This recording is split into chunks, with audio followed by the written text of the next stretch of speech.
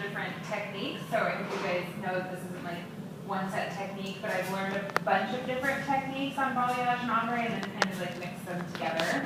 And Jess said it to Megan and I today that it's like, as artists, they don't use just like one paintbrush, you know, they use different types of different things, fingers, different paintbrushes, different colors, that type of thing. So that's kind of what I do, and if anyone ever kind of looks over at my work, I've kind of got like a million things going on. So I'm going to teach you what I would do if Alicia was a client sitting in my chair and she were to say, do whatever you want, she's showing me a picture of like Giselle Bündchen or someone in the magazine that obviously has like free form highlights.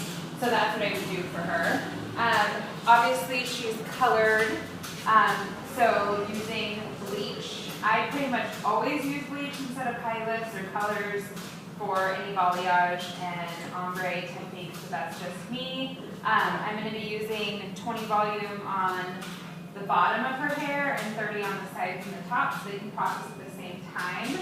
And I usually section into 4 sections or 5 sections depending on what we're doing. Today I'm going to pretty much balayage the whole bottom of her hair, this part. And then a really important thing when you're doing any type of free-forming color with balayage or ombre is asking them where their part is. Because you want those highlights to be perfectly placed, where when you do foils can kind of go either way. Every little piece with balayage or ombre is going to be seen right where you put it. So there's really no moving it. So asking them their part is, I think, really, really, really important because it's really where the highlight's going to be. Also asking them if they like it chunky or fine, if they like it to blend, or they really want to see the difference in color. That depends on how big your sections are in between the color that you place. So Alicia told me that she flips her hair. She's not really doing one part one way or other, so I kind of just gave her a center part. And I'm going to make her 5 sections instead of 4. If I was doing balayage right here, which I'm going to be doing a few foils and ombre up here on her, but I'll show you guys how to do that just so you know if that's something you want to do. I never feel comfortable. I'm a complete perfectionist and really like balance in things. So I choose never to balayage unless they're very, very specific with that's what they want right up here. But I'll show you guys how to do it when I get to that, but I'm going to foil. Is that okay for everyone? All right.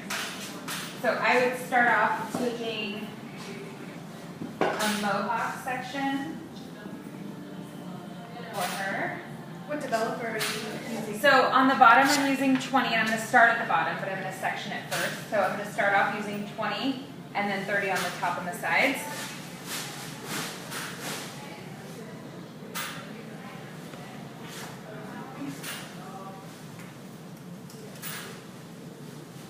And depending on my mood, I section or I don't section, and I just section as I go. Just kind of depends on how I'm feeling that day, but it always looks cleaner to section. You may have answered this question already. How blonde are you going? Well, that's the thing that probably scares a lot of people with doing like freehand highlights is you don't really know what it's going to come up as. You kind of just have to watch it. And once the bleach starts to dry out, it's only going to do so much. So I'm going to try and lift her as much as possible, especially with being, it's obviously an ideal client would be somebody who has had just previous highlights and a natural base. She's completely colored. So we'll just kind of see. I think it'll lift enough. But I'm planning on lifting her at least to a 9, 10 if I can get her there, and it probably will get there. And that's the one thing where I think people get scared, and I get scared, like I was explaining to somebody in the back room today. I did a couple balayages the other day, and I really didn't know what they were going to turn out like. What was her original level? What was her original level to start they with? They were both about a 7 naturally, previously highlighted. I grabbed one more clip, sorry. So Alicia obviously had done her base first. Yes. So what if you have a client who wants her base? What do you do first? I wouldn't balayage too much, then I would go more into the ombre because you can do that. So I would put the base on first and then ombre, and then what else I could that wasn't ombre, balayage as close to the root as possible. But ideally, that's not, you're in for a bigger project because it makes it a little bit more difficult. So if somebody did want the base, you would just do the base as normal, as regular, Yeah, you would I would apply just it? go more towards the ombre because Mhm. you can do that easier with the base than the balayage. Okay, so another trick that I just recently learned online too, which was awesome. You can use a balayage board or highlighting board, or cut off the fingers of your gloves and use the back of your hand. Saves a lot of time. You should always have an extra towel too to wipe it off.